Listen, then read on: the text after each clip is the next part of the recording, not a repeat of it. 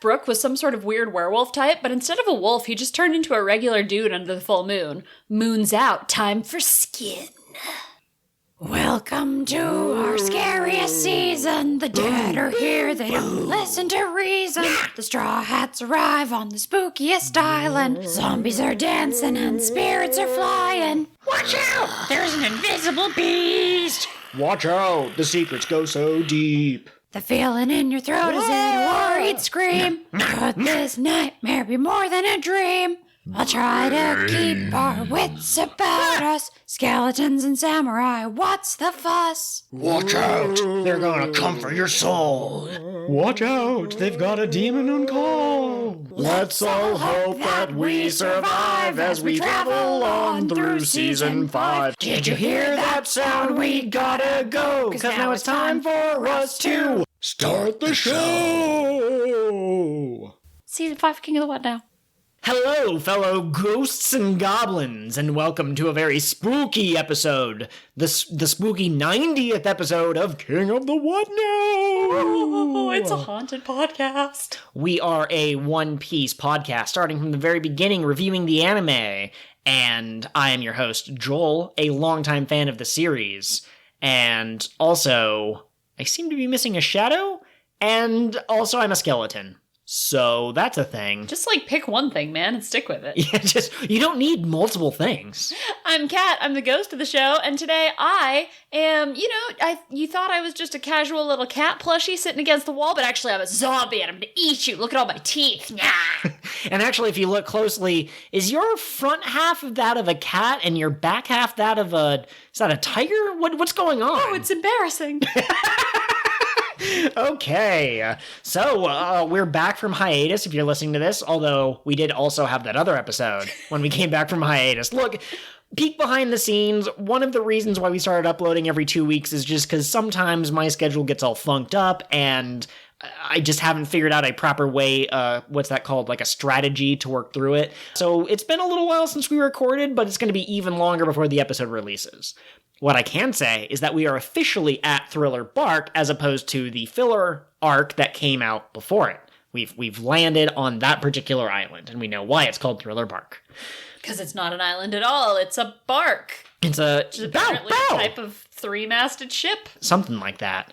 But let's really quickly shift to chatting with the hosts. You got it, Chief. Why don't you go first? I believe you were rereading or re-listening to an audiobook? Yes, so one of my favorite authors for, spooky, not gonna make you feel so good books is Gyllian Flynn. And I was re-listening to her book Gone Girl, which I feel like is probably her most famous, although the other two have had movies and TV shows now, so maybe she's really famous for all three of them? Mm-hmm. Okay, because I knew Gone Girl was a full-length movie that came out, and then one of them was an HBO show, but I didn't know about the third one. I didn't actually know about the third one either until recently, but yeah, no, she's been really successful. But anyway, Gone Girl is a story about a guy whose wife goes missing, and is he the culprit? Is it something else? Who knows? Yeah, it's one of those sort of things, kind of like if you listen to our Madoka Magic episode, which is now available, we recommended that you watch the series on your own before you listen to our episode. Talking about Gone Girl or listening to anyone review it is an exercise best left until after you've experienced it yourself. Mm-hmm. Now, I personally don't care for Gyllian Flynn. I feel like her books...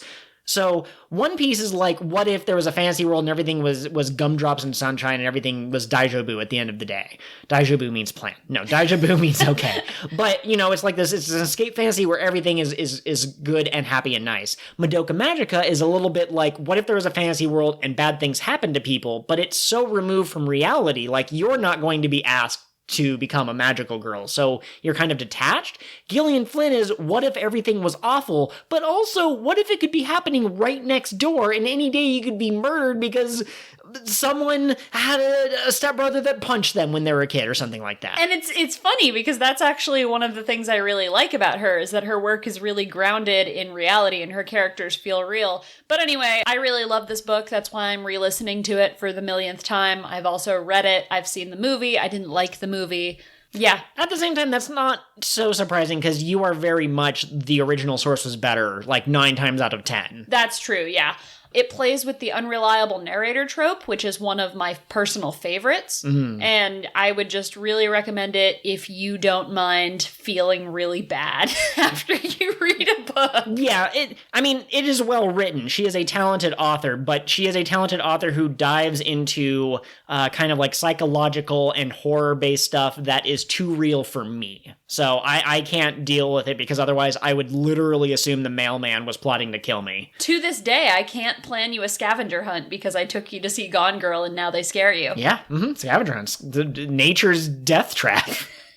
Okay, I have quite a few things that I've been reading and watching and whatnot, but most of these I'm going to try to keep very succinct. I'll go into more details on the ones that I'm like really excited about.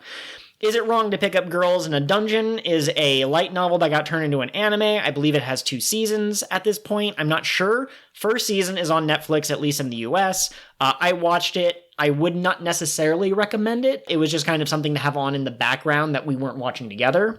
But what I will say is that this show, like many anime or many shows, has an inciting incident in episode 1. In this world, there's like this dungeon and it's a tower, or no, I guess it's more like a labyrinth. It doesn't matter. There's a dungeon and there's monsters, but the further you get into it, the stronger the monsters get. And the main character is an adventurer who's very low level. He can only go to like the first 5 levels or something like that. But a monster from like level like 20 or 15 or something escapes and gets up to the lower level. And this is a world where you actually die. There's not like magic potions that will bring you back to the last save point. Like people literally die. And this minotaur almost kills him because he's a weak adventurer and he was staying in the safe zone, but this scary monster got in. So he's saved from the minotaur and he vows to become a better adventurer. And I do want to shout out near the end of the season, a minotaur shows up again for perhaps there's a sinister plot going on behind the scenes, but this low-level adventurer has the courage to fight the minotaur even though he still hasn't like leveled up or ranked up or whatever it's called in the canon. And that was an excellent juxtaposition of having him literally fight the same opponent, and maybe he triumphs this time, or maybe he inspires someone else. But other than that, the show is not necessarily for me. It's very kind of tropey, and he already has, I think, 4 women that are interested in him, so not really my speed. It's interesting because we keep watching these isekai shows, but I don't think we've found one that we really like yet. You liked the one that was like Overly Cautious Hero. Yeah, was great. And I'm looking forward to this season. There's an anime called My Next Life is a Villainess or something like that, and that's supposed to be really cute. But generally, like, I don't know, it's just funny to me that it seems like a genre that we're not super into, but we keep being like, well, maybe this time this will be the one. I do want to point out that this is not an isekai. The people in this world were born into this world, but it is the world you would be isekai to, but it's told from the point of view of the people that are already from that world. Oh, okay. Yeah. I have another shout out, another chatting with the host thing. Paramecia Cast is a weekly chapter review cast. So if you're listening to our podcast because you are following along from the beginning of the anime, maybe hold off on listening to them. But if you're all caught up and you really love One Piece, like, they are a great couple of people, and they just chat about the new chapters and have a good time. I like them a lot. Yeah, absolutely. And now, if you follow all of the One Piece related stuff, you listen to Joy Boy and Tekking, and you follow the One Piece podcast, you probably already heard us guest on their show. That was probably about a month and a half ago when this episode actually goes live. But we guessed it on there, and we were allowed to talk about future knowledge of stuff, and we just had a great old time discussing how we think like One Piece is going to end, essentially. Like, what's Buggy going to do at the end? How's he going to be relevant? And all those good kind of questions. It was a great time, yeah. Yes. Okay, the other thing, Catherine and I have started reading Stone Ocean. We are a grand total of 1 chapter in, so we don't have many thoughts yet, except she has a personality, so she is already more endearing to me than Giorno and Jotaro. Yeah, my single initial thought is good to know Akira can be gross, write gross. Akira Toriyama is Dragon Ball. Araki. Oh, no. Araki, thank you. I apologize. My words got mixed up. Anyway, Araki is just as capable of writing gross women as he is gross boys. So there's that. There was a masturbation joke in like the very first chapter. I mean, but this is a show where people have literally peed into other people's mouths. So like, It's whatever, man. My point is that I'm excited to see where this goes. I've heard that part 6 is supposed to be pretty good, and I will continue to update our faithful listeners as to our opinions. Also, at some point, I swear to gosh, I'm going to actually make this video, but I have a video that's going to be my premiere on YouTube about my feelings about part 5. And I don't know if you heard me mention Giorno a second ago, but you might be able to guess whether I was positive or negative about that season. Man, babe, what do you have against It's Not Delivery? It's Giorno. Why don't you like this frozen pizza? I demand that my pizza be delivered to my door. I demand that people be afraid of my big dog who just wants to say hi and who is in the house, but they're still freaked out because they can see him through the window. That's a crucial human interaction. Okay. Okay, there are also new weekly Shonen Jump series that are in different levels of how long they've been out. As of recording, there are now 4 that I'm trying to read just for the sake of expanding my horizons and seeing if they go anywhere interesting. So let me just really quickly rattle those off.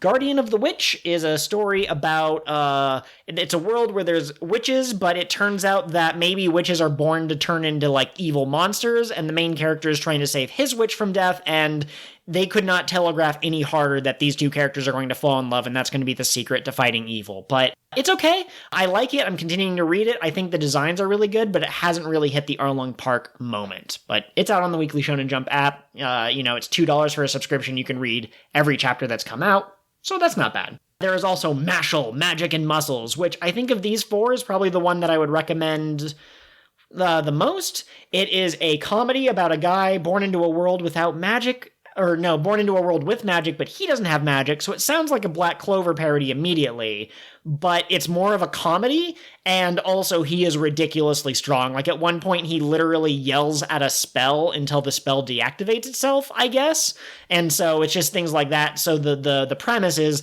how's the kid who can't fly in a broom going to participate in what's obviously knockoff Quidditch? How's the kid who can't use magic going to navigate the maze that is changing via magic? How is this kid who can't use magic going to fight a guy who can manipulate gravity? And so...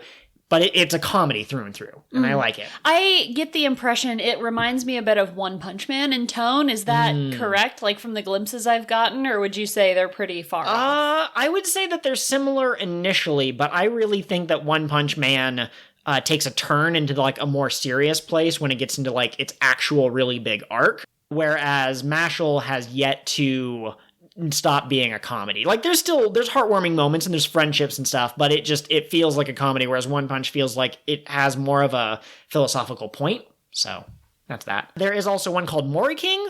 I said that Mashle was the one I would recommend. I'd recommend 2 from this list. Moriking is the other one. A boy gets a bug from the forest, and he's, like, super excited to have this bug as a pet, and then one day it just transforms into, like, a really tall human dude. He has a larva he's raising to be a stag beetle, I think, or a Hercules beetle. Yes. And he's waiting for it to make its transformation, its metamorphosis, but when it metamorphosizes, because it's the king of bugs, the king of the forest, it's this, like, sexy, muscular man with a little Hercules beetle crown and wings. Yes. It's only had 2 chapters as of this recording, and we forgot to read the newest chapter when it came out, so we've only read the first chapter, but out of all 4 of these series, I fell in love with this one the hardest immediately. I knew, I was like, this guy gets comedy. Mashle is pretty decent, but I didn't have my first laugh out loud moment until a couple chapters in. Moriking got me on, like, page 2. I was just like, this is great.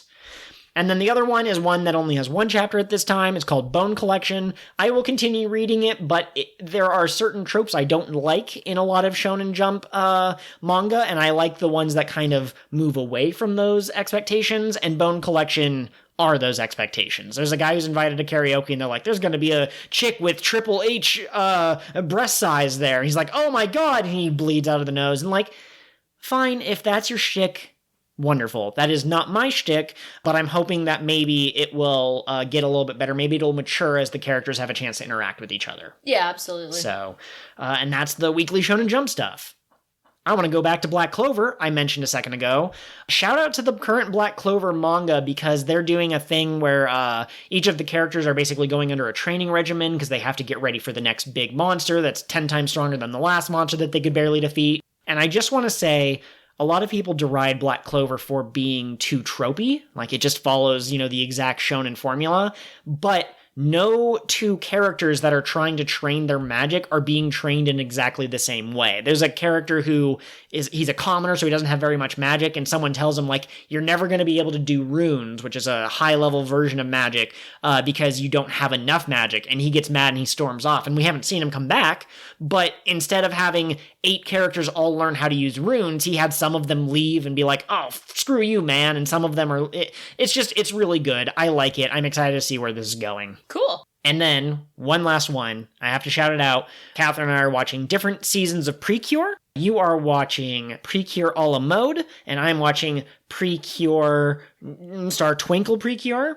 And so if you don't know, the 5-second version is Precure is a yearly show where each year has a different cast of characters, but they kind of follow the same format. They have the magical girl transformation. It's a team of superhero girls that fight some vague darkness. Some vague evil that, will destroy the world. And so yours is based around cooking as kind of like one of the main things that the characters do, and then mine's based around space and space travel and whatnot. So we are going to be releasing a bonus episode where we literally go through episode by episode, and I'm not allowed to watch her show, she's not allowed to watch my show, and we're just going to swap notes. And it all leads up to the crossover movie that stars both of our series. It's going to be a good time. If our fondness for talking is any indication, it's going to be like a 5-hour-long episode. We'll see if we can pare it down, but it's going to be at least 2, because our first, 7-episode review was an hour and a half by itself. Yeah, we might release those as mini episodes, or we might not, but those will be available on Patreon. But I do just want to point out, I've seen now 4 seasons of Precure, not all the way through to the end, but I've tried to get into it a couple of times, and I finished one season. We're watching the current one that's airing week by week, and this one, and it is my favorite by far. Watch Star Twinkle Precure, just the first episode, and if you don't love Lala and Fua and Hikaru, then this show might not grab you the same way it grabs me, but if you're like me, and those characters do grab you, you will love this show. I am really loving mine, so I guess we're just gonna have to throw down the gauntlet and figure out which one is better. I'm gonna put on my nerd glasses for a moment. You said the name of mine was Precure a la mode, which is what I have been calling it, but when I was on the Reddit or the wiki, technically the name is Kira Precure a la mode. So if you go looking for it, a lot of people just shorten it to Kira. Really? Yeah. Interesting, okay. Which doesn't make any sense to me because the season is about the food. Why would you focus in on the sparkles? But whatever. So if you want to find this show, Kira Precure a la mode. Okay. That's very good. Wonderful. I do also want to shout out the Full Spectrum podcast. Again, we've been trying to watch their episodes when they live stream, which is at Tuesdays at 6 Central Time? 7 Central Time, thank you. They're just 3 guys who talk about nerd things, and I really enjoy their energy, so I just wanted to kind of shout them out. We've been interacting with Trey, one of their hosts, quite a bit on Twitter, and maybe there's a reason that I bring him up in this context. Maybe not. We'll have to see if I can make an announcement about something shortly. I'm sorry, just the suspicious way you were like, maybe I'm bringing Trey up. Are you going to announce that the 2 of you are getting married? What's up, man? I'm looking forward to your announcement. I'm intrigued now. Okay, wonderful. Yeah, I just have to... Look, you want to make sure all of the legal documents have been signed before you disclose anything, because if you say oh man, we landed Chris Evans as Black Panther, and someone goes, that doesn't make any sense, you need it to be official before you can, roll out news. Oh, absolutely. And really quick, I will say... in case people are like, one of the hosts of the Full Spectrum podcast, Trey, is one of our supporters on Patreon. Thank you very much, Trey. But we are not shouting out his podcast because he supports us on Patreon. We are shouting out his podcast because we genuinely enjoy it. We spend a lot of time hanging out and watching their stream. For sure. Yeah, absolutely. When I started this podcast, one of the headcanons, or one of the things I kind of envisioned happening, was maybe kind of building something of a community on social media or whatever, or having regular commenters or people who interact with us and stuff. And if that's not your speed, if we don't grab you that way, or if you don't like Twitter, that sort of thing, that's fine. I'm not shaming anyone, but Trey and Grant, what is he, Blade Licking Thief? No. Blade Licking Thieves is his podcast. But what's his handle? Grant the Thief. Grant the Thief. Sorry. They are 2 people that I love talking to them on Twitter, and I will continue shouting them out, and maybe that makes me look like a dork or maybe like a shill or something, but no, they're great people. Follow them on Twitter. Listen to their podcasts. Yeah, they both have podcasts. I got confused for a second. Abort! The other thing that I do want to point out is that this is episode 90. Episode 100 is fast approaching, so if you have any thoughts as a fan of like what you would like us to tackle, would you like us to do a discussion, a spoiler discussion where we look into the future? Do you want us to do a retro where we look back at all of the episodes we've already seen and pick a favorite? We watch every single, or listen to, I guess, every single King of the What Now episode, and then we do an episode reviewing our previous episode. Oh, okay, perfect. We get one sentence from each previous episode, like in Strong Dad's 125th email, and make a rock opera out of our That sounds awesome. episodes. It sounds like a lot of work. You know, maybe I'll have to make it a Patreon goal. Like, if we hit a certain dollar amount, we'll hire someone to do that job for us. But anyways, that concludes Chatting with the Host. Thank you, everyone, for sitting through that. If it went on a little long, I'm just very excited to talk about these different shows. Check out Moriking and Mashle, Might and Magic. Muscle and Magic. Mushel. I have the list here of the Mishimuddle. magic and muscles. Okay. We just finished watching 8 episodes of the anime, 337 through 344. As I already said earlier, we have now officially landed on Thriller Bark. Because we watched a larger number of episodes, I'm hoping my succinct summary can remain succinct, but there will probably be details that I missed that we'll circle back to and talk about. Quick pop quiz. Are we doing the thing where you do a part of the summary and then I do a part of the summary, or are you doing the summary all by yourself? I forgot that was a thing that we did last week, so I'm going to just do it myself. Excellent. Okay. Dance for us, Panda Man. You think I'm Panda Man? That's amazing. Okay, so the crew are sailing along, and they find a barrel that's like an offering to the gods, and so what they're going to do is they're going to open it, drink the booze, and then replace it with their own booze, which is a strange system. When they open it, instead of finding booze, a flare goes off, which signals something called Thriller Bark. And we don't know what that is initially, but we find out later it's the biggest ship in the pirate world that is actually big enough to be its own island. And the flare was like a, hey, look at these people, go kidnap them or whatever. And so they get swallowed. Literally the front of Thriller Bark has a mouth on it that closes behind them. They get lured in, and they meet a singing skeleton on a ghost ship while fog covers the entire sea. And they investigate this ship. Luffy and, who is it, Nami and Usopp go with him? They draw straws. Oh no, it's Sanji and Nami. Those are the two that go with him. He goes onto the ship, and they meet this skeleton who has an afro and a top hat and a cane, who is drinking tea, who, you know, he was just singing some song, and he can apparently talk, and Luffy asks him to join the crew, and he agrees. He comes back onto the ship. Everyone's objecting to this man except for Luffy. Luffy's laughing his ass off, but everyone else is like, what is this? They're all so mean to him. Yes. It's not his fault he's a skeleton. So this man's name is Brook, and he will be prominent throughout this arc, just the same way that, you know, Vivi was important for the Alabasta arc, or the way that Eneru was important for the Skypiea arc. He's a character. And he tells us a couple of different stories. First story, he ate the return fruit, or the Yomi Yomi no Mi, which allowed him, once dead, to come back alive. And his entire crew was killed, but they died in an area with such thick fog that his soul couldn't find his body, so he did come back as intended, but he came back as a skeleton. The other thing that happened is that his shadow was stolen, and so now he cannot go out into the daylight, otherwise his body would explode, basically. And so he's looking for the man who stole his shadow, and when he finds out that the Straw Hats have been eaten by Thriller Bark, they've been trapped, he leaves. And he's like, I've got business to take care of. So maybe who knows what's going on with that? The shadow is here somewhere. Yeah. Okay. Nami, Usopp, and Chopper, also known as the weakest trio. Can we talk about that? I think we can. So there's the monster trio, Luffy, Zoro, Sanji, and they're called that because they have monstrous strength and they don't even seem human. But many fans like to call Chopper, Nami, and Usopp the weakest trio because they're the most cowardly, and physically, at least when Chopper's in his normal form, you know, they're not very impressive in that way. They get on the newly revealed Mini Mary, which is a small ship that Frankie made that's supposed to be for, like, getting groceries in town or something. They use that, and they're going to just, like, They go for a joyride, I guess. Nami's so excited, even though they're clearly trapped in enemy territory.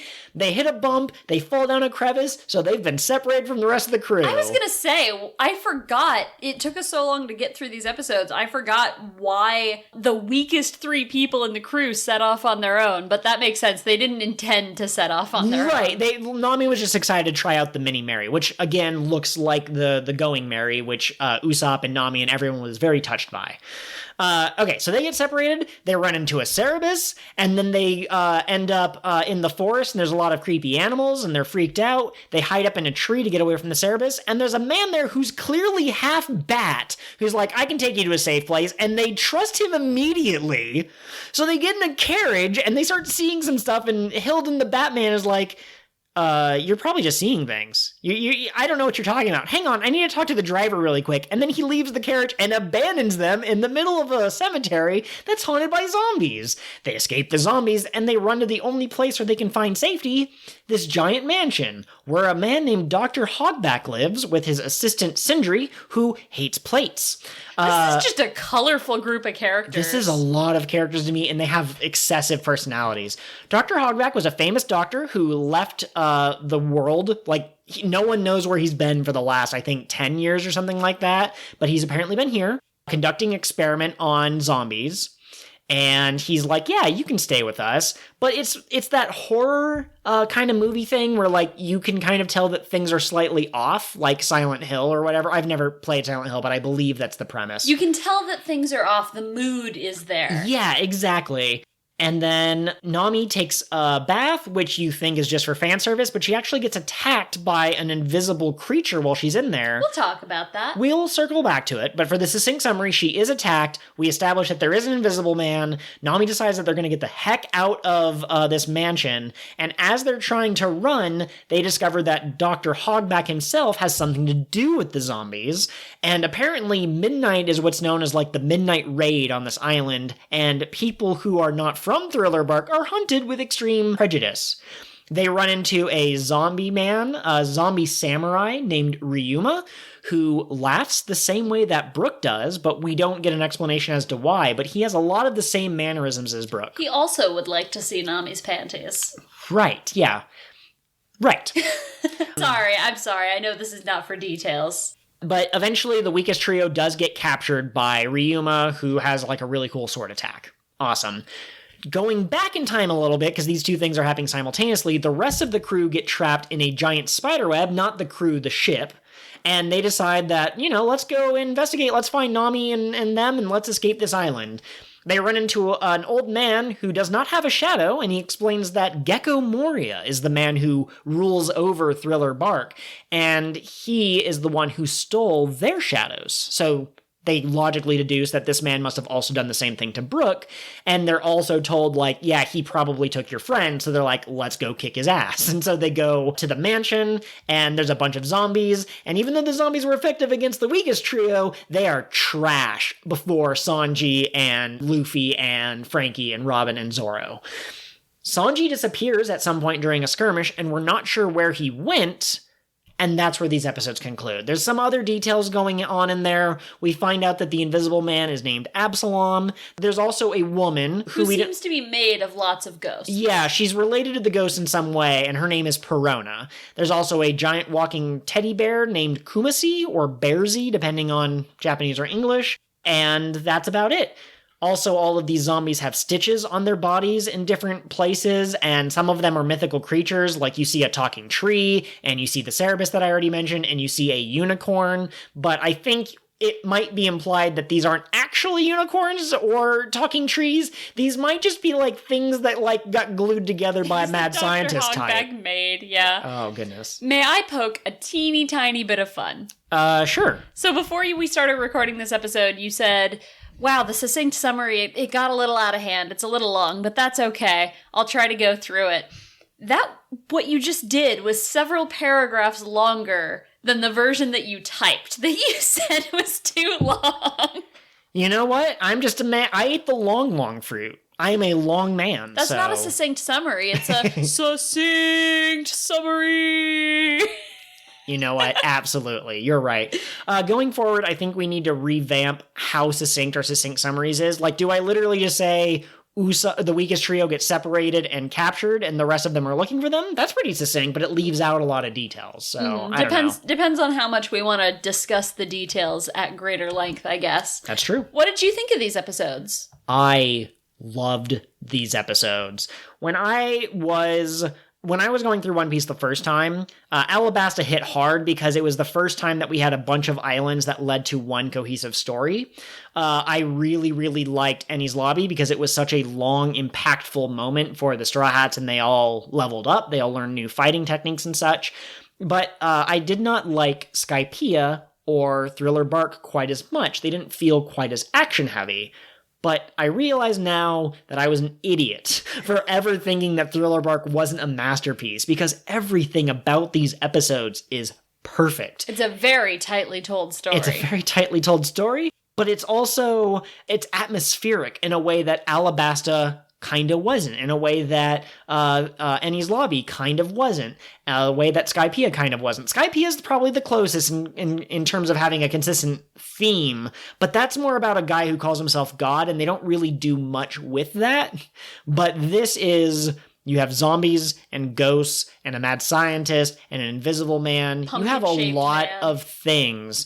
Now, Moria may or may not be a pumpkin man. They are doing that thing where they don't reveal the villain in their full light right away. We had that with Crocodile as well, and Eneru was mentioned long before he showed up physically. But yeah, we saw like glowing eyes that were like purple, and he has these... I called them Shock, Lock, and Barrel. There's three of them, and he's a big evil guy associated with Halloween. Like, that's gotta be a reference.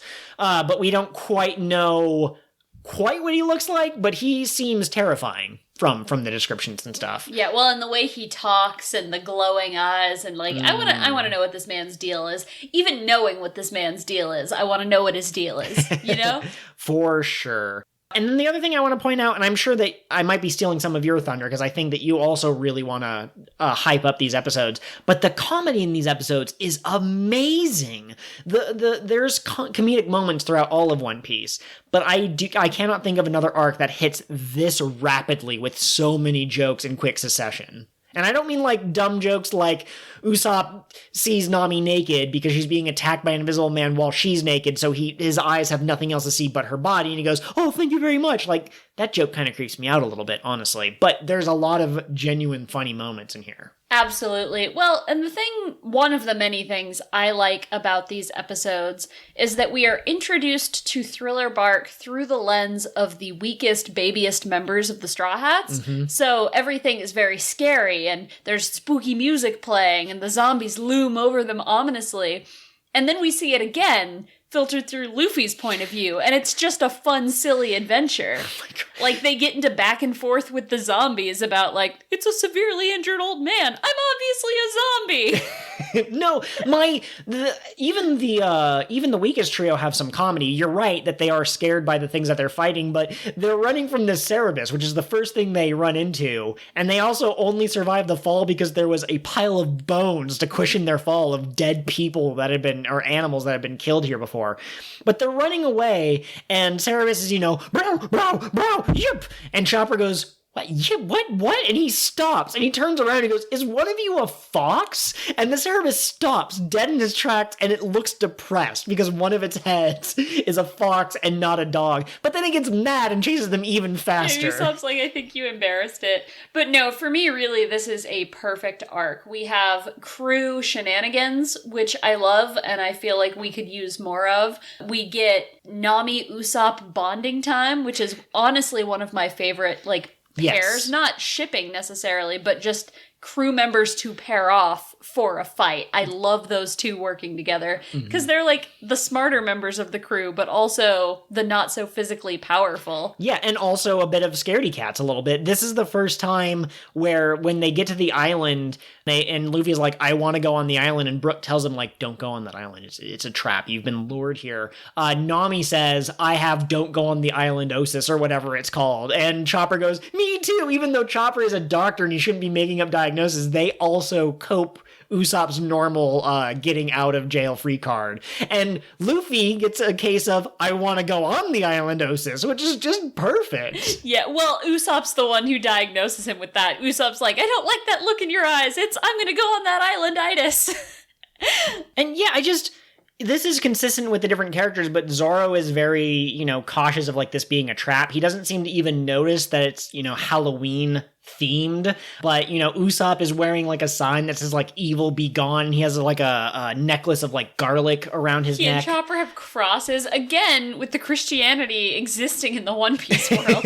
But Luffy this entire time has just been laughing at everything, and he meets Brook and he thinks that Brook is the coolest thing, and he goes, hey, do you poop? And Sanji goes, you idiot, that's not the first question you ask. And Brook goes, yes, I do. And Sanji's like, that's not how you're supposed to answer that question. Don't be so nonchalant about Brook it. takes a casual sip of his tea, and like, I am not always the biggest fan of the English dub versus the sub. I like the voice actors in the Japanese version a lot, but Brook's voice actor, Ian Sinclair, is so perfect, and the way he delivers that line, oh yes, I poop, it's perfect. Yes. Really quick, I'm not saying this to brag. I know that, not everyone can afford to go to conventions or the like, but I do want to say that the one notable thing that is in my One Piece collection, other than figures that we sometimes tweet about, is the fact that we got Ian Sinclair's signature on on the box set for these episodes at the start of Thriller Bark. Yeah. Hey man, we also have Zoro's signature on the set that has Zoro's face on it. Oh, that's right, we did meet him.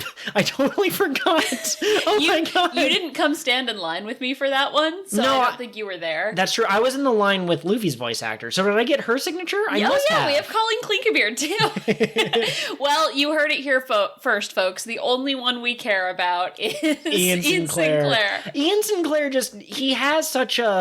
he just has such a way about his voice acting. I know people really like Christopher Sabat, and I also enjoy his voice work. And Colleen Klinkenbeard is amazing too, but Ian Sinclair might be one of my favorite voices just because of Brook and Whis. He has kind of like sort of high-pitched elegance, I guess, to the characters that he plays. I love it so much. He brings so much dandy energy to the characters he plays. There is one of my favorite lines for comedic timing comes from Ian Sinclair in one of the movies, and we'll discuss it when we get there, but every time I rewatch that movie, I laugh out loud at the voice delivery. I literally was just thinking about that exact line, so. I will say, we were talking about whether or not we liked these episodes.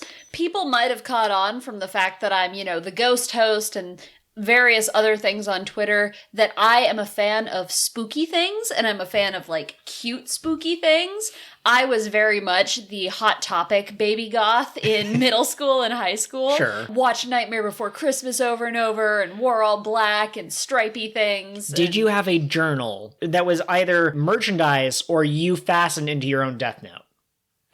I did not have a Death Note journal. Okay. But one of my friends did and was convinced he killed Michael Jackson, and we all believed him. Interesting. Middle schoolers are fun. Middle school is just a great time. Listen, I'm not asking if you're the sort of person who thought you could kill people psychically. I just meant, did you have a journal that was meant to look like the gothiest anime at the time, right? Gotcha. Sort of I did carry around a Death Note bag that I still have, even though it's falling apart, and I've got it like held together with staples and ribbons. But no, so this sort of theming is exactly up my alley. They came and they turned onto the dirt path that runs behind my house, and they set up a little shop in my alley. And I love it. It's everything I ever could have wanted in an arc. Yeah, well, without sacrificing Oda's style. There's the famous Junji Ito mangaka who writes a lot of horror novels, and I refuse to read any of his stuff. Dorohedoro is another famous one. I don't think that's Ito.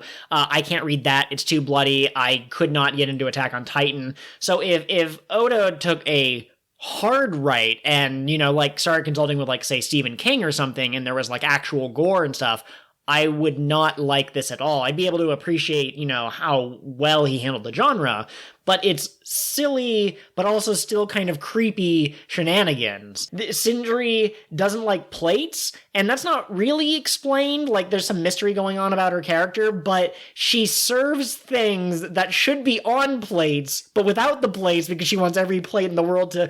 And so Hogback leans down and is licking the food off of the plate, and you're like... Off the table, sorry. And it's like, this is Crazy Town. This guy is just licking food off of the table like an animal, and Usopp and Chopper also do it, and so it's just like, oh my god. Well, and like we like to talk about with Madoka, right? It adds to the feeling that things are not right here, and it unsettles you, but it doesn't unsettle you in a horrifying way. It just unsettles you in a, Yeah. Exactly. that still lets you laugh at it. Or like the ghosts. You didn't you not model your own Twitter avatar after Perona's ghosts? I did originally. I had a Perona ghost avatar. Right now it is a character that we saw a flash of in these episodes, but we do not know by name. No, we do. Doflamingo has been on camera before. Oh, that's right. He showed up to punish Bellamy for his sins. I do.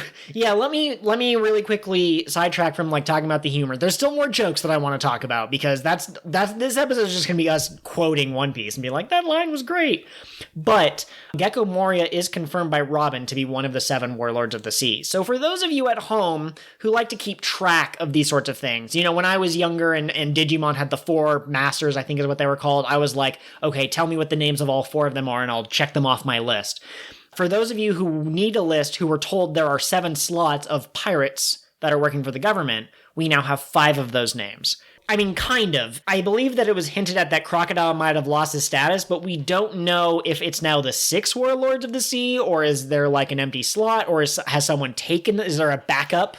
But anyways, there was Crocodile, there was Mihawk, and there was Moria, who are the 3 that have directly interacted with the Straw Hats at this point. And then there's also Kuma and Doflamingo, who we saw talking with the world government, but have not interacted with the main characters yet. But we know they exist. And considering the fact that Oda has already shown them to us, I'm guessing that they'll be important later. But there's still 2 that we know very little about. One of them we know is named Jimbei and has some connection to Arlong. But the 7th member, we don't know their name, we don't know their status, we don't know anything about number 7. So for those of you at home who like lists, look out for them. Maybe they'll show up later. Maybe they've already shown up, but we didn't know they were warlords. Maybe Shanks is a warlord. No, he's a Yonko. That doesn't make any sense. Maybe he's both. Maybe he is too cool for the government, but also working for the government? Yeah, I don't know, man. Could you be a Yonko with a warlord on your crew? Like a Whitebeard? No, because if you are, because... I guess there wouldn't be any reason for that. They would not recruit someone who is working underneath a Yonko. They would recruit the Yonko, but they wouldn't recruit a Yonko because we're led to believe that they're these terrifying monsters that are not to be trifled with. Absolutely. We only know Shanks and Whitebeard. We know that Shanks could scare off a Sea King by glaring at it, being like, not today, you snake mother flipper. And the other one is Whitebeard, who we have been told multiple times, do not pick a fight with Whitebeard. He's large. Yeah. And in charge. Absolutely. I'm going to take a left turn here really quick. Tell me about your first impressions of Brook. I mean, Luffy invited him to join the crew, so... I love him. I love him a lot, and I think that he's a very unique character. We could have had Luffy run into... And I mean, we did have him run into people who had their shadows stolen who were just, people, but they also ran into the Skeleton Man. And he's full of personality, he invites himself onto their crew, and he's also a skeleton who is afraid of ghosts. In the middle of telling a story, he falls onto the ground and he goes, ghost! And it turns out that there was a ghost on the ship, and that's just wacky, that's funny. He's gonna have a bad time on Thriller Bark. Yeah. So my impressions right now are that he's very interesting. I think that might be the quickest turnaround to, hey, you should join my crew out of anyone, other than maybe Zoro. Luffy kind of asked him right away. But it's just a really quick turnaround, and I mean, Brook did say, yes, I will join, and Luffy's not the sort of person who changes his mind in that way. He might change his mind about like a wimpy character who goes, I'm sticking up for myself. Luffy might be like, oh yeah, I'm reevaluating my choices about you. But I don't, unless Brook kills a puppy or something, I don't think that Luffy's going to be like, nah, I'm taking that invitation back. Here's the thing, too, about Luffy. He has a really good sense of people, I've always felt like. And so it's interesting to me that it seems like he kind of was like, ha, funny Skelly man, join my crew. But, like, maybe he senses something in Brook that's not immediately apparent to everybody else. That's true, but let me counter that with he also invited a unicorn and a talking tree to join the crew, and Sanji had to kick him in the head and stop him from finishing that sentence. So I think for this island, it might be a case of shiny penny syndrome. Do you think if he found out that Brook was, a bad person or whatever, do you think he would rescind the invitation? If Brook turned out to be like a puppy killer, I guess that's just the example I'm going to stick with, I think that Luffy would rescind the offer, but I also don't know if Luffy, like you said, he has a good sense of character. I think that you're right, that there is more to Brook than we know currently, and I think that if Brook was going to do a turnaround, I don't know if Luffy would have fallen for like, oh, you're such a nice guy or whatever. Mm-hmm. What are your first impressions of Brook? Oh man, my first impressions of Brook are that he's a little crazy. Yes. You can tell he has spent a long time all alone. Because he doesn't seem to have very good social skills. We kind of made a joke of it earlier, but the first thing he says to Nami is, wow, you're so beautiful. Can I see your panties? And it doesn't even occur to him to be embarrassed by asking that question. She hits him and he's just like, ha ha ha ha. Yeah, I find that really strange. I think that the idea for Brook, this might be slight spoilers for future knowledge, but Brook is fairly old compared to other characters that we've met. I think he's in his 60s or 80s, something like that. And so I think the idea is that he is so isolated from people, or B, so old that it's like, oh yeah, it's like when your grandparents say something that is like, oh, you can't say that, that's racist. And they're like, no, that's just how I was raised. At the same time, there are other ways that Oda could have shown that. He could have said forsooth or something, and then okay, he's an old guy. Yeah, he could have been Square Nose. Kaku, yeah, absolutely. So quickly, we forget. Can I just point out that Kaku literally means corner? I learned that in my Duo lessons, my Duolingo lessons, since the last time we recorded, and that's just amazing. That's mind-blowing. And Kaki with an I is to right, I believe. Yes. But how do you say she is not fast? I'm sorry, fans. That's an inside joke. Aside from Brook being a little, isolated and a little short on social skills, I get the impression that he has a lot of zeal for life. Yes. It almost seems like, him dying and having been given this second chance and kind of having wasted part of it, looking for his body. I think he values liveliness and seeing people live life as fully as they can. He's very charming and very kind in the couple of interactions we get with him. Him saying oh, thank you for the offer. I'm so glad to have met you, but I must be off in order to look for my shadow or whatever. He seems pretty cool. He has occasional moments that are Oda's personal humor slipping in that I don't necessarily think is the funniest. But no, I like him a lot. I'm excited to learn more about him. I will say this.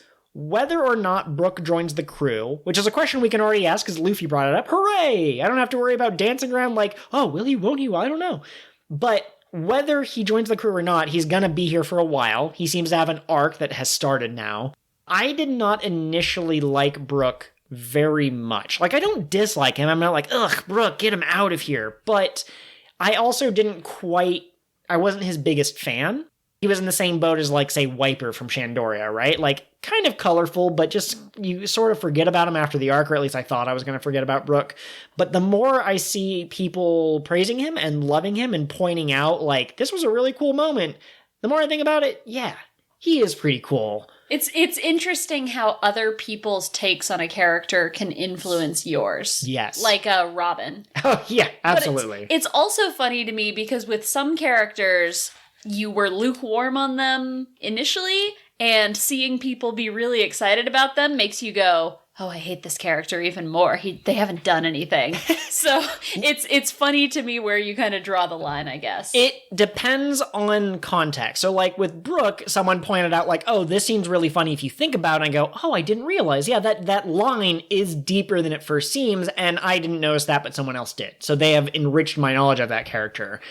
But when it comes to Buggy, I have a personal vendetta against him because people won't stop making the same joke about Buggy. Oh, what if Buggy was secretly the Pirate King? And like, that would be funny, and there seems to be a reason that Oda keeps bringing him back, but the more I see people try to build a case for Buggy is important, the more I want to be like, I don't think so. Look at the canonical text. I gotcha. So people point out things that are canon that can make you appreciate a character more that you kind of wrote off initially. Yes. But if they can't point to things in canon, you're kind of like, well, that's still fanfic. Yeah. All right. Some fanon is all right, though. There are a couple of characters who I will accept as being a certain sexual orientation. Some of them haven't come in the story yet, but like Nami and Vivi, I am happy to be like, I could understand if people ship them as a lesbian couple.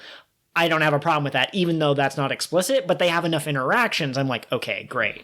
Whereas Buggy doing anything at all other than farting on screen, we haven't seen evidence of anything other than him farting on screen. Well, given that we try to keep this podcast positive and focus on things that we like, tell me about these henchmen of Thriller Bark. We got introduced to 3, 4 if you count Sindri, but she's kind of a sub-henchman. Yeah, there's a couple of different henchmen that get named. Like, Hildon doesn't seem to be a general or like someone who's very high ranking, but he does have a name, unlike Bear Rug, who is an animate bear rug. You know, Hildon has a human name, and so... I have to wonder if this was like a Chimera Ant style situation where they all had their numbers, and then they were like, can we have names? And Dr. Hogback was like, yes, whatever, name yourselves.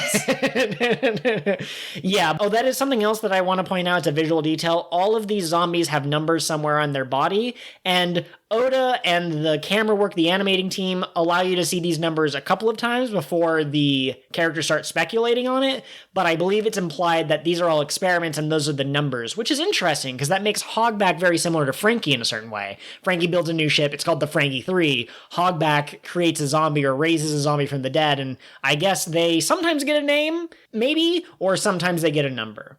Now, we also know that Sindri was named Sindri before she died, and then Hogback brought her back. So maybe Hildon is the name of the man who was alive, and then he died, and then he came back. So maybe some of these are people who remember their identities, and some of them are weird, like pig guys, or a bear rug, or a woman who comes out of a painting and has a really large mouth and tries to eat people. Surprise zombie. Surprise zombie! Which is definitely not something you want to find out about on, say, your birthday, you know? Like, you never want someone to say, hey, I need to talk to you for a second. It's about surprise zombies. That's not something that you want to hear. You're like, oh no. Absolutely.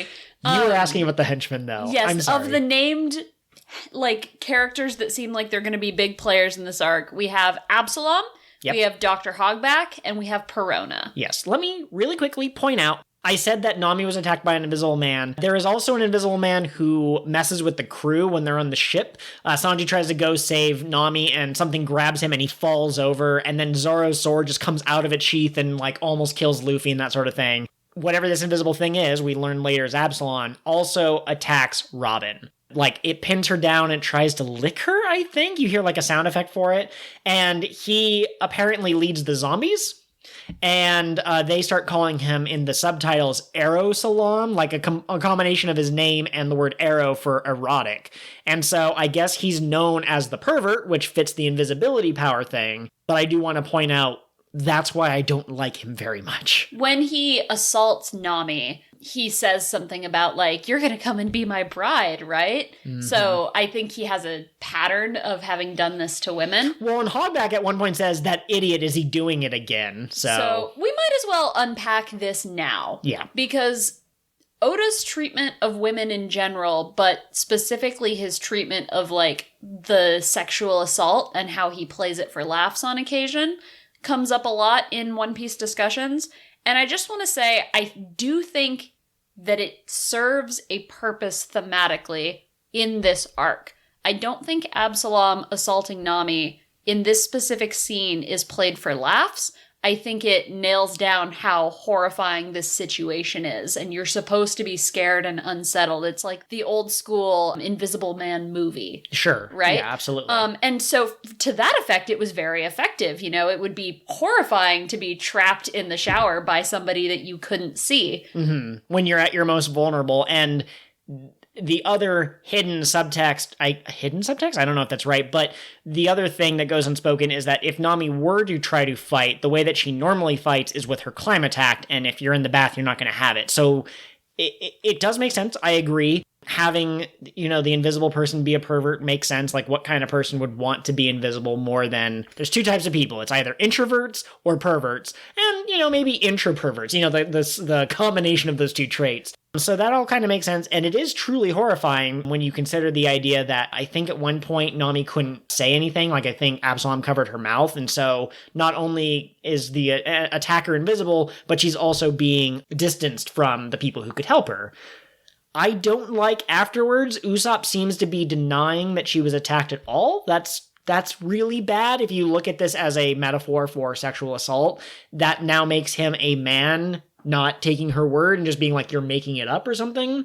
At the same time, you explained to me while we were watching that that's probably Usopp being like, it's impossible for there to be an invisible man. Yeah, he's such a coward. He has to lie to himself about what happened so that he doesn't feel afraid. Yes, but I do think that the phrasing certainly could have been improved to the point where he was expressing his doubts about an invisible man rather than, oh, Nami, I don't think you're actually in danger, because that is a dangerous kind of sentiment to put in there. I think we're on the same page. Absalom's thing, that he apparently goes around doing stuff to women while he's invisible. It's not a joke that we like. And even when it's not a joke, it's not necessarily pleasant. I've mentioned on mic before that I have a really hard time watching or reading scenes of domestic abuse or violence. Yes. And I don't get quite the same response from scenes like this, but if it had been just a touch more darker, I would not have been able to watch it. Certainly, yeah. And there are other people who have different thresholds for that kind of thing. So we are not trying to make light of this issue or anything like that. I don't think that everything Oda does is shit. It seems like there are some people who are just waiting for the chance to jump on him for everything. And I'm not certainly among those members, but I think that part could have been handled slightly better, but it was handled pretty well considering. I do wonder if he would have written it the same way if he had been writing it today and not in, 2004 or whenever this was. I don't think he would have written it very differently based on recent stuff in the manga, but it's hard to say. Yeah. Moving on, do you want to talk about Perona or Hogback next? I don't like Hogback, on any level. Okay, really? So let me just say, one of the other crew members, or one of the other prominent characters in the series that I was kind of lukewarm on is Chopper. And I have not seen anyone love Chopper and point out how amazing he is as a character to the point that it turned around my opinion on him, like with Brooke and Robin. Who, again, I don't dislike any of those three characters, but they were lower on my list of characters I do like. Wait. What if I showed you a picture of Chopper in Doffy's sunglasses? Would that change your mind? It would not. Oh, okay. No. The thing about Chopper is it feels like he only has the one character arc. He only has the one, I don't know if I can fight. Oh, wait, I can fight. And now that he's gotten that out of the way twice with Alabasta and then Skypiea, there's not really much left for him to do unless he's discovering new medical stuff. And I think that this is Oda's attempt to give Chopper something to do other than, I'm the small baby on the crew, can I fight? Oh wait, yes I can, because I transform into a man. Like a giant man who can punch things. I'm not a baby, I'm a man. Put that on your Tinder profile or whatever. Okay, I don't have one of those. You and I are married. This is true, absolutely. But anyways, this feels like trying to give Chopper his own arc because he wants to believe that Hogback is this great man, but maybe Hogback is creating zombies that are kidnapping people and turning them into zombies. Who knows how that's going to get resolved, but I just don't care, really. And Hogback has one of those weird One Piece bodies where he's kind of egg-shaped and he has like a long nose or whatever. And his laugh, oh my god. The Piece Together people don't like Moria's laugh, or at least Chris doesn't like Moria's laugh. I don't mind Moria's laugh myself. It doesn't grate me the way it grates her. But if I could get rid of one laugh from One Piece, it would be foosh, foosh, foosh, foosh, foosh. That's not even a laugh. That's not even a sound that the human mouth can make. All right, it's so funny to me how hard you are ragging on Hogback because I think he's hilarious. He's like the Buggy of this crew. Okay, listen, I don't know if this is... I censor out the F word if we ever use it. We do use some of the lower swears. Sounds like a level thing, like a level 2 swear. I don't know if this counts as worse or the same or better in that regard, but Dr. Hogback is just a cuck. Like him and, that's what the joke between him and Sindri is. The joke is, hey Sindri, can you help me? No, I hate men and I hate plates. No, please Sindri. Please be nice to me, Sindri. Okay, so it has been a long, long time since we watched this arc all the way through. Mm-hmm. So I apologize if this is canon and I'm spoiling things. I am just speculating. But given that Nami and all of them found Sindri's obituary and that they found out that she was this famous actress, maybe he was really into her and then she died and he brought her back from the dead and he was like, I brought you back from the dead, now you have to serve me, and she resents him for it. I mean, it's very possible. But no, I love that everything he says, Sindri immediately like contradicts in some way. Mm-hmm. I love that he's trying to be initially like the charming host and then she gives their puddings on the table. And I love that he's the mad scientist archetype. Also, I noticed we got some indication that maybe he's like stitching these zombies together, right? Sure. Because we see one on the table and he's like, it's my finest work. Well, and let's not forget that he violates the will of God by combining a fox with 2 dogs. So we know that something's off in his head. Yes. Dropped on his head as a baby, maybe. But I noticed this as we were watching the final episode for this podcast episode tonight. His face is too small for his head, and there are stitches around it. So did he sew someone else's face onto his head? I don't know, man. And he's got the fluffy boa, which I've said before is a thing I like in character design. So he's stupid. It's not like I think that he's going to be like a threat or anything like that. He just cracks me up. You don't think that he'll do the mad scientist thing that happens in video games where he'll inject himself with like an orange vial that makes him faster and then he gets beaten and then he injects himself with a blue vial and eventually he just becomes like a raging monster? Oh, that'd be pretty cool. Do you think that he'll have a Mr. Hyde?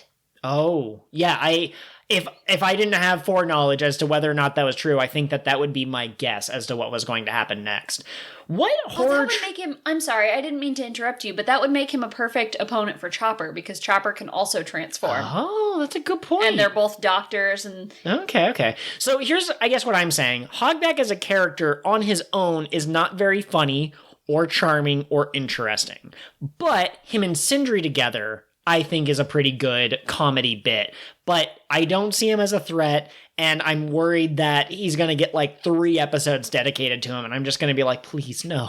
Just let it show. There's a man with a goddamn lion mouth or whatever the heck that is on Absalom, and there's a woman who can command ghosts, and you're showing me this Eggman with the tiny spectacles? Absalom's face, we didn't describe him. He has like a jaguar mouth, nose, but the human rest of his face. With stitches, yeah. And like naturally. a bishop hat. For some reason. Yeah. Mm-hmm. I think that he single-handedly killed Lucci and took his face. You think that he killed Lucci in the time since we last saw Lucci, which canonically was like 2 days ago. Yes. And has already gotten the... Yep, he took his face. Okay. He probably was creepy with Khalifa too. Oh. And then escaped her wrath just barely. I see. Okay. Maybe Khalifa thought it was Lucci and killed Lucci, and that's how he got Lucci's face. All right. Yeah, sure. Absolutely. Only time will tell. If Lucci never shows up again in canon, we can say that that's officially what happened. Coming back around to characters, we have one left, and she is my favorite. Yes. Perona is, I would say, probably one of the top 10 One Piece girls, and I don't actually have to guess that because there is a zine that I'm going to be participating in, the One Piece Women Wanted zine, and they put out a poll asking people, please tell us your favorite female character in One Piece, or who would you want to write for or draw for, and Perona was really high up there. Number one was Robin, because of course. Yeah, well, I mean, that partially, I think, might come down to screen time. Like, Robin's had a lot of moments of shine, but she's also had a lot of moments, just period. Whereas Perona, if she follows the same pattern of, say, like, Arlong or Buggy or Smoker, she's only going to be around for, like, a little bit. But no, she has the pink hair, which is great. She has a visually unique design. A lot of people I've seen on Twitter say that they can't tell a lot of the women apart because they all look like either Nami or Robin, but her eyes set Perona apart. She's got an attitude. She's got kind of a tsundere attitude. I'm not sure if that's the right word, but she has this bear that is like her favorite bear, and she's like, "You're so cute," and then it says something like "Miss Perona," and she's like, "Oh, you have a gross voice," and don't talk. He has a mask so that she can keep him from talking. Oh God, it's so good, and she has the goth girl aesthetic, and she's great. Yeah, I think with her design, Oda was specifically going for the gothic Lolita look, absolutely, which I mentioned to one of my friends on Twitter is something I always wanted to pull off, but never quite could. So I look at Perona and I'm like, damn, she is living the dream. Look at her go. Fantastic. She is exactly the anime character I would want to be if I were a character in One Piece. Help me headcanon something really quick, or help me fanfic for a moment. So we have zombies and ghosts and an invisible man, but in these episodes we see Absalom leading the night raid that starts at midnight, and he goes and he wakes up these things called general zombies, which I guess have stronger bodies and are special. But that kind of means that Hogback is in charge of creating zombies, and Absalom's in charge of leading zombies, and Perona's in charge of the ghosts. So I think it would be more interesting if each one of them had their own specialty. Like maybe Hogback created the zombies and he also controlled the zombies. Perona has some connection with the ghosts, and then maybe Absalom could have something else. But what would you give Absalom in that case? The beastly nature of man. What does that mean, though? Okay, well, a cornerstone of a lot of horror, right, is like base human impulses and how they can easily go dark. And we've already got that a little bit with him, where because he can turn invisible, he uses that power to take advantage of women. So he would have just like a team of people. Like, he'd have one who was a cannibal who ate people. Oh my gosh. Okay, yeah. So, yeah, maybe you give him, I don't know if you'd still call them general zombies, but give him, like, the monsters, and there's only, like, 6 of them, but they're all highly specialized, and he leads them or something, and then the other 2 would have control over more numerous, but maybe more weaker units. Yeah, absolutely. Maybe we could also give Absalom hypnotism. Like, I know that we already had that with Django, but I mean, if you give a new character power and they use it in a better way, because then he could unleash people's true nature or whatever. Like, what if he got Sanji and he was like, ooh, you love the women of the crew, but now you're gonna get handsy with the crew. Like, you're gonna get even worse. And so then, you could have like an inner conflict with Sanji that way, and then he could make Zoro be like, ooh, you think that you're the strongest, but what if freaking Robin was saying that you're not that, you know what I'm saying? Like, if he could somehow turn the crew against each other, that would also feed into the horror thing, and that would also kind of give him his own unique thing. But unfortunately, I don't know if that's necessarily going to happen. If I'm mentioning it here, probably not. But, that's that. It's a good idea. Now, speaking of ghosts, what is going on with that? Like, so we now know that Brook died and he came back, but that's a devil fruit power. So, like, other ghosts can't exist because Usopp says people can only have one power. So it's not like someone else ate the return fruit and now they're a ghost that serves Perona. Mm-hmm. So what? So what's up? Well, I mean, we do know that people have souls in the One Piece world. Sure. So maybe the return fruit lets your soul return to your body, but maybe she has something that lets her take the souls as people die. Like that one character in DC with her sword. Oh, Katana, yeah. Here are the things we know about Perona's ghosts so far. We know that they like to make faces. We know that if they fly through someone, they say immensely negative things. They seem to lose their spirit, and it goes through Frankie first, and so clearly they're not hindered by metal, which is, his front half or whatever, and it works on Luffy, so it's not like you can just power through with your strength of spirit. We know they can go through things is another. Mm-hmm. And then another thing we know, we saw all of them fly, like a huge group of them fly into the castle. And Kumasi says, "Welcome back, Mistress Perona," or Mistress Peronas. And all of these ghosts kind of coalesce into this one human girl. So either it's what I was saying with, like, she can take people's souls as they're dying and then she can control them, and all of those are just a part of her, or she can somehow split herself into however many ghosts. So what you're saying, if I'm hearing you correctly, is that Kumasi is Perona's Horcrux, and her soul is split, and that's why she can turn into ghosts. Yep. Man, I'm surprised that Rowling hasn't, sued after this arc came out. Hashtag read another book, am I right? Oh, wow. If you read Harry Potter, that's great. They're not for me, but, you do you, we'll do us. Do you have any speculation on Perona's ghosts? Or Perona? I do not. If these are real ghosts that exist because of Thriller Bark, for example, then there would have to be something special about Thriller Bark. Like, why haven't we seen ghosts in other places? So maybe she has some way of summoning ghosts or making them real, or maybe there's like an item or a devil fruit that seems most likely from what we know. But I mean, I don't know. One Piece often eventually explains almost everything, right? We thought that the Skypeans could attack Luffy in such a way that could hurt him even though he's made out of rubber, but then we found out that that was an impact dial. We thought it was strange that this CP9 member was like jumping around and doing stuff, but you find out that it's an advanced form of martial arts. Now, that doesn't really make sense, but it makes comic book sense, I guess is what I'm saying.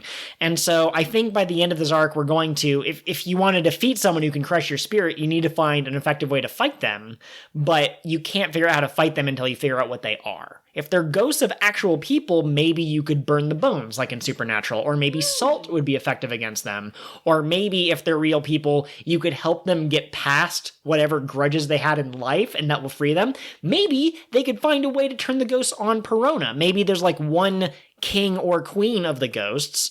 It's currently Perona, and maybe someone will be able to wrestle that away from her, and then they'll have ghost powers for the rest of the series. I've got two thoughts for you, and they're both a little silly, but one is less silly than the other, so I'll start with that. You mentioned, if these are real ghosts, why are they only here on Thriller Bark? Why haven't we seen them anywhere else? Perona strikes me as the type to have very, clear boundaries over theming.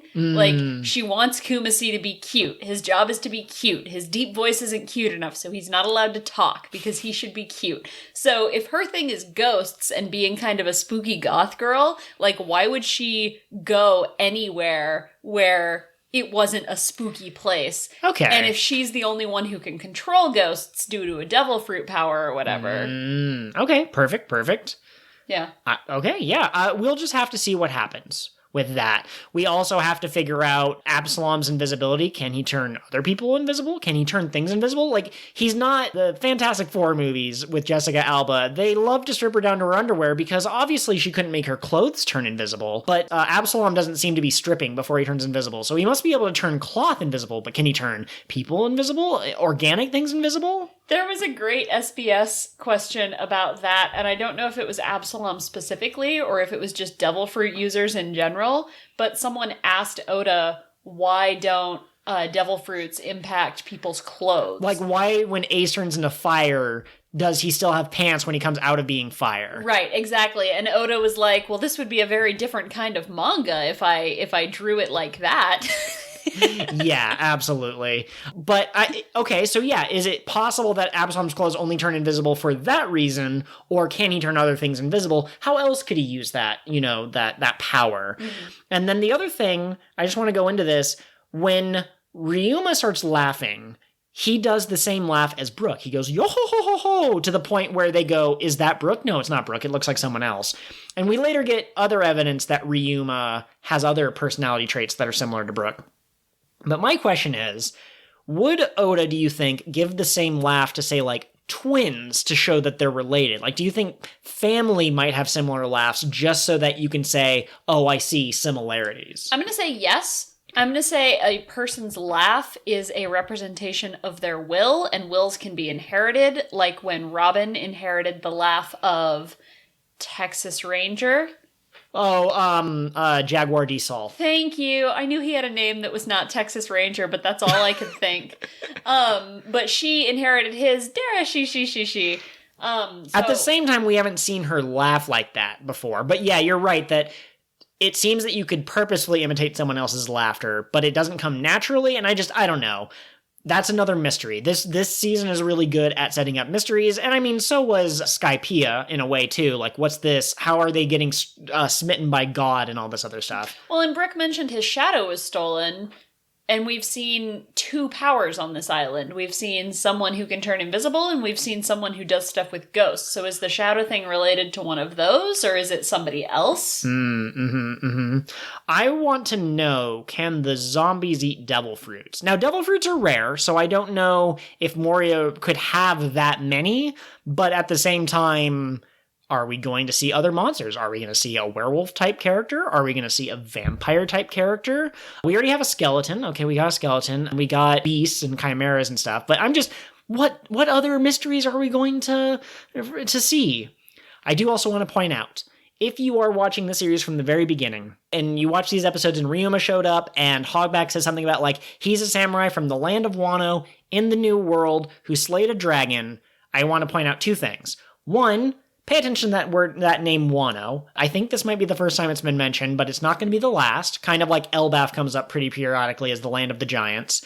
And the other thing to know is that Oda did a one-shot called Monsters or Wanted. Shoot, we need to do research on this podcast. But he did a one-shot about a samurai who was trying to protect his country, and he was a really good swordsman, and he slayed a dragon.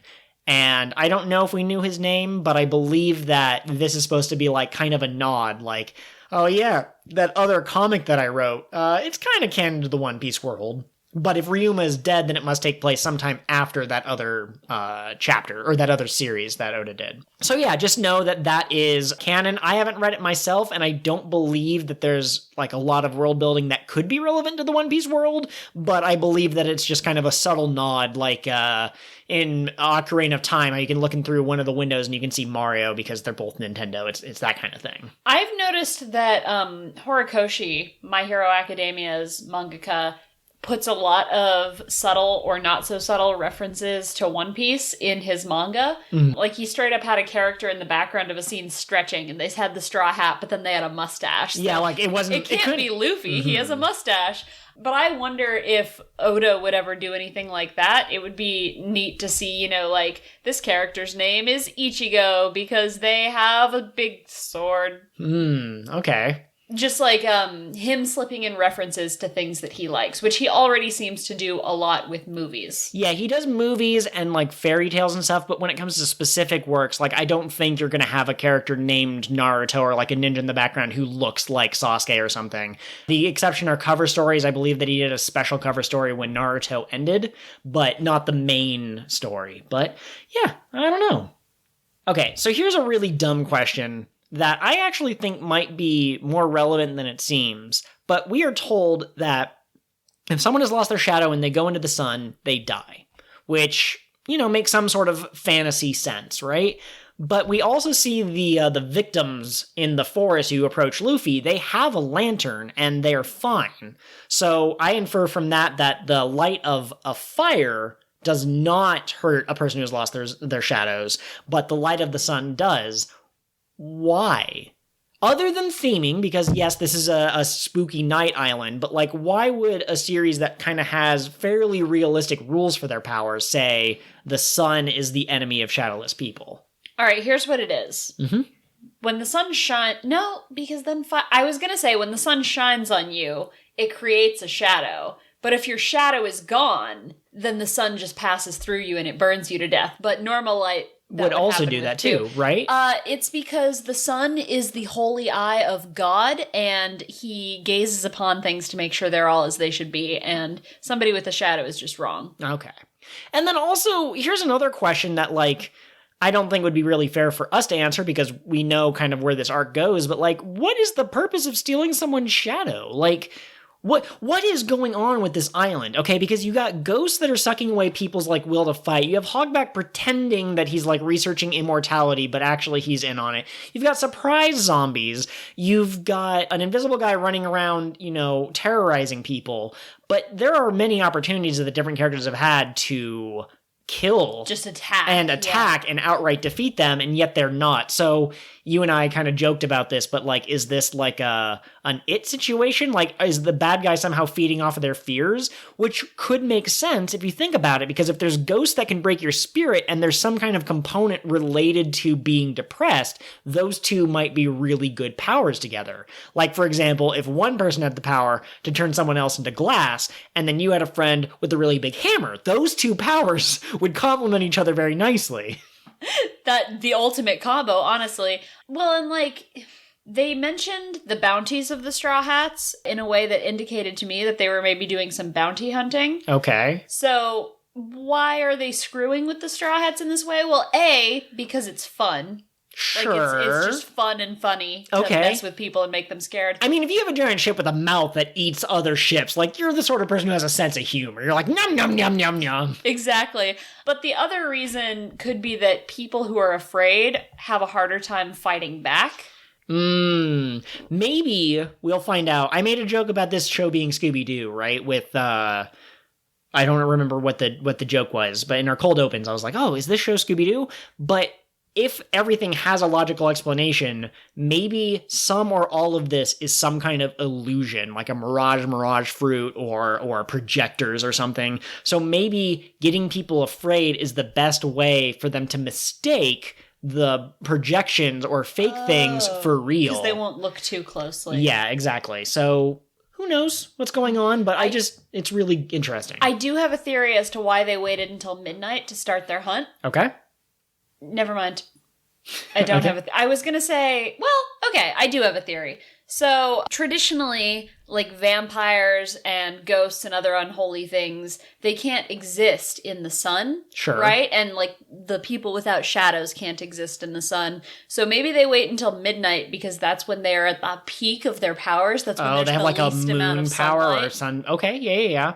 I do wonder if we're going to get a special chapter or a special moment in the raid where it's 2 o'clock, or is it 3 o'clock? I don't remember, but it's the witching hour. And I wonder if that's another monster that we have not yet seen, but could potentially show up in a spooky kind of season. It is 3 o'clock, which you can remember by remembering the pagan threefold god. Sure. I have no idea what a threefold god is. Like, listen, we don't have to go into a tangent. I believe you, and I understand that if I follow it, but I'm just saying, like, if I had a way of remembering, I would have remembered it a second ago, rather than... That's fair. Okay. So here's my final question that I want to ask. Now, without giving away how the matchups are going to go, Usopp being unable to protect Nami for a moment when she was in the bath, and then him being like, there's no way there could be an invisible person, made me realize an invisible person is the perfect opponent for Usopp. Like Chopper or Robin or Sanji or Zoro fighting an invisible person, that would be difficult for anyone because a lot of us use our eyes for things. But Usopp specifically, because he's a marksman and he's one of the, like, I have to think through my opponent's weaknesses, him and Nami. But Usopp is also a marksman, so it would be great having to hit an opponent from 100 meters away. Also, they're invisible. Oh man, can you imagine this person is baiting him and they're calling him a coward and it looks like he's, like, steadily being crushed under the weight of their, like, mean words. And then suddenly he, like, bolts upright and he fires off a shot and it bounces off one of the walls and it hits the guy and the guy was like, how did you know I was here? And Usopp was like, this whole time you were talking, I was listening to the direction your voice was echoing from. Oh, that would be really clever. Yeah, I do wonder, did they Because at one point we saw someone step in water, right, when Nami was in the bath. So maybe that's how they defeat this person. You know, maybe they go in, Absalom goes invisible and they splash water on him, or they just have like a bucket of marinara sauce. I don't know why I picked that as my example, but they just splash it on him and that's how they find him. Spaghetti man. This isn't a pasta man. It's an invisible man. But here's the question too: if they splash water on, if they like throw paint on him, for example, if he can turn other things invisible, can't he just turn that invisible? And so like, how deep does this go? How many things can he turn invisible? And then, but maybe that's their plan. They throw paint on him and he keeps turning it invisible, but then eventually there's so much paint that he sticks in place. And so it doesn't matter whether they can see him or not. He can't move, and that's how they beat him. That is delightful. Now, before we end this episode, do we have any thoughts from the crew? Yes, we absolutely have several thoughts from the crew. People really like this arc, and I am digging that. So I sent out the AP All Points Bulletin, APB. Oh, is that what that stands for? I was trying to figure it out earlier. Yeah, absolutely. So we have the Jin saying that Thriller Bark has everything: comedy, good fights, good antagonists, world building, drama, plot twist, suspense, multiple character development, and all of that is removing their bias because they love Brooke, they love horror settings, they love zombies. To quote Robin, I love thrills. Now, I don't remember if Robin has said that line yet. It looks like she's in her Thriller Bark outfit in the picture that he posted, but I don't remember it. But yeah, I also just gotta point out that I love that Robin is totally at peace here. Like, she sees something and she's like, wow, that's kind of cute. And like, of course, goth Aunt Robin would be totally like into this aesthetic. This whole arc, she's just like joke after joke after joke about like, maybe we'll all die. Maybe they died. Maybe the zombies ate them. Oh yeah, at one point she's like, that sounds kind of like the scream of someone who was like being attacked or something like that. And so it's just, it's pretty good. But that also, you know, again, not to give away any future knowledge, but I would love Robin versus Perona, because it seems she was the only one who, or she was one of the only ones who wasn't touched by ghosts. I would love if maybe she can think of some kind of defense because she's a smart girl. And we also know that it's pretty common in manga for, and superhero comic books for women to fight women or men to fight men. And so if it were going to be a woman-on-woman battle, it seems like there's only two options for Perona, Nami and Robin. And honestly, if I had my own headcanon, if I was writing it, you know, Oda somehow disappeared from history and then I became the author of One Piece at this exact moment in time, I would probably do Nami versus Absalom as the Invisible Man. I would probably have Nami and Usopp together versus the Invisible Man. Yeah, you could do a bit where she has power over him in a way where he's vulnerable, and it would be a reverse of their previous situation. Okay, perfect. Let's see, going back to all of the other comments that we got from people, Trey Raptorian XD, who we've given him shoutouts before, but he's saying, to the surprise of no one, since Brooke is his favorite, the introduction of Brooke, the panic and the scare, then Luffy just asking him to join and Brooke saying yes is still one of his favorite scenes in One Piece. He's going to gush at the end of the season, and we look forward to reading his further responses from that part. Brooke's introduction is great. The fact that they're on the Straw Hat and they look up and it's just a skeleton in the middle of sipping his tea, and it's like eye contact, except he doesn't have any eyes, but they clearly are like making eye contact as he just slowly drifts out of view, and they're like, what the heck was that? No, and doesn't he scream at some point? Don't they like, ah, and he goes, oh, you scared me. Yes. Brooke is a delightful character, but like Trey mentioned in this thread, his introduction is so casual, and him joining the crew is like nothing. Like, do you want to be on my crew? Yes. That's the end. This theme has come up in places, and it's going to continue to show up in One Piece, but the theme of smiles and laughter is a really powerful one, and you have this guy here who just met them and he's already laughing and sitting down to dinner with them and that good stuff. I do also want to point out, there's a very quick hit note. Sanji is against Brooke joining the crew, and he gets yelled at by Zoro for letting Luffy invite this man onto the ship, but he still feeds him because that's Sanji's core character, and it's a little tiny moment that hopefully for people who hate Sanji might allow them to appreciate him just a little bit. He makes the crew stop harassing him while they eat. Yes, he's like, tell your story later. It's so good. And then lastly, we have Mac at Red Hair Rants. Can we all come to a consensus that Luffy reburying a zombie is the absolute greatest thing to happen in anything ever? Also, Perona is queen, Absalom is the literal worst, and Minnie Mary exists. Yes, absolutely. Luffy reburying the zombie is one of my favorite jokes. I love combo text. I've said that before. And when the 5 minus the weakest trio are in the graveyard, they use an attack called 600 million berry jackpot, which is great because they didn't seem to talk about it before it happened. With Luffy and Zoro on the sea train, Luffy was like, hey, what's 108 times 2? And he's like, 216. He's like, let's call it 300. But there was no coordination here, which means that all 5 of them were on the same wavelength. And they all added the numbers in their head, and they're like, yeah, we're at 600 million berries. Maybe that was an off-screen scene where they talked about it on the boat, like, these are our bounties. What would the bounty be if we teamed up and fought together? Oh my gosh. Something silly like that. And Robin's just like reading her book and giggling, and she's like, you forgot to carry the one. It's actually 600,000. That would be so good. The other 2 jokes that are great that I need to point out, when the zombies burst out of the graveyard, I think it's when Luffy and crew are coming through, one of them is spinning. He's like, woo, woo, woo, woo. And Sanji's like, you guys are really energetic for zombies. And they're like, yeah, we're going to kick your butt. Or is the other one going to be my favorite joke? The sprinting one? Oh, no. The Usopp and Chopper and Nami are running from the zombies. It's the graveyard, but earlier when it's just those 3. And they're running, and Usopp's like, they just shamble around, so they can't run really fast. And the zombies go, no, super shamble. And they start going even faster. And Usopp's like, oh, God, we're going to die. But then they go like 100 feet or something, and they stop, and they're like, we can't breathe.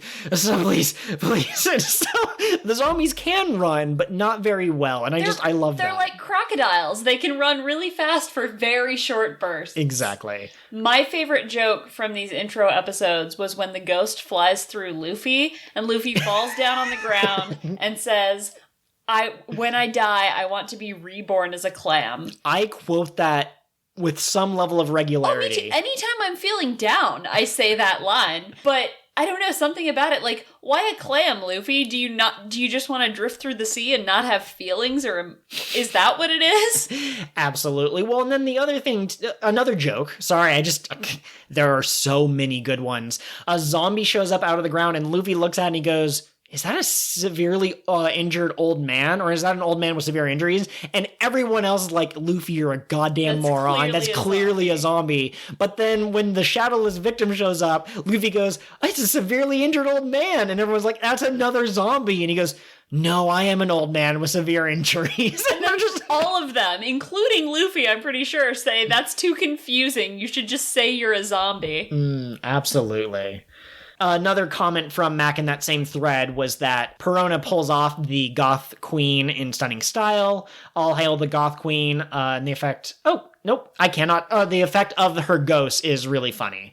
I completely agree. I love the way it affects everyone. I love that Frankie, who's always going up on a, like, this is my superest week ever. He's just like, oh, this week totally sucks. Everyone's laughing at me. I love Sanji making fun of Zoro. Zoro! I wish I had never been born. I don't deserve to even be dog food. And then Sanji's like up on top of the Cerberus. Hey, how's it going, dog food? Shut up, Sanji! Oh, it's so good.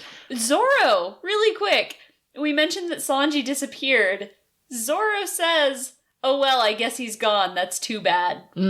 Yep, absolutely. Like, that's your comrade in arms, sir. And I don't think he's actually worried that Sanji is actually in danger, or he might respond a little more strongly. But I just also love the idea of, like, he doesn't like Sanji so much that he's just immediately willing to accept that Sanji is dead.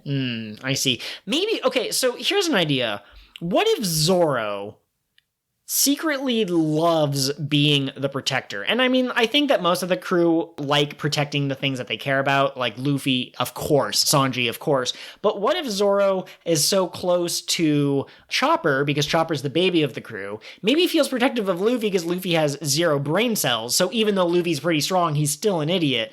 And Zoro also believes in protecting Usopp, like we saw that concern when he thought Usopp was going to die at Enies lobby, because he believes that Usopp has not reached his full potential.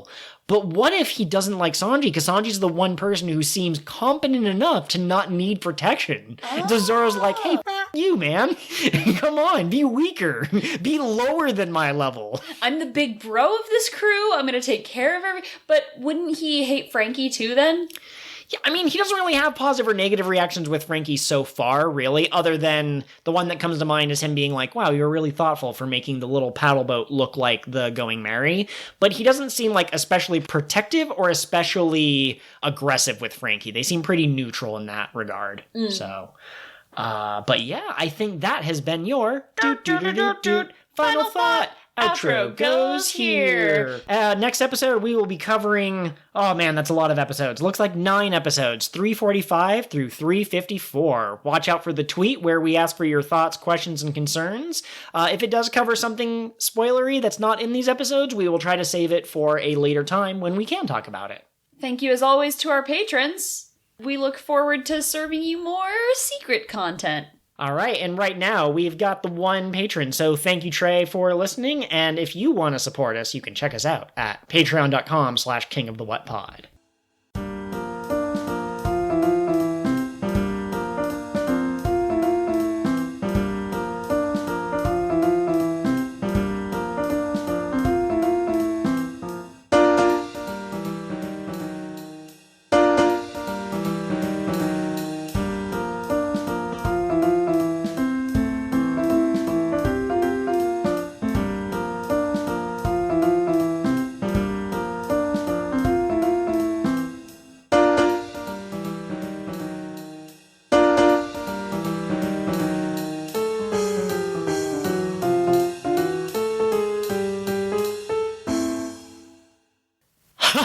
What a great episode of King of the What Now, your One Piece podcast that started from the very beginning and stars these two doofuses. If you want to follow us on social media, Twitter is the best place to do that. I am at KOTWN_pod. And I am at Pirate Ghost Host. Absolutely, yes. We share all sorts of thoughts on there, some related to the podcast, some related to other things. But you can also reach us through email at kingofthewhatpod@gmail.com, or you can also find us on Patreon. We would love some subscribers or supporters, whatever the technical term is. Patrons. So fancy and grown up. And you can find that at patreon.com/kingofthewhatpod. You can find all sorts of things like bonus episodes, and you get to see the full cold open candidates, not just the ones that make it into the episode. Maybe someday if I learn to draw, I'll put stuff up there. We're always looking for suggestions and feedback. And speaking of which... Please take a moment to rate and review our podcast wherever you get us from. So iTunes, Spotify, Scrivener, that's for writing. But wherever you listen to our podcast, take a moment to leave a review. It helps other people find us. We are so grateful to all of our listeners, and we couldn't do this without you. Absolutely. Word of mouth is super powerful, so if you have a friend who likes One Piece and they haven't heard of us, just direct them to the latest episode, and if they hate us, they can tell us why. And if there's an actionable item, we'll try to please you. That's how this works. Thank you, everyone. Have a great day.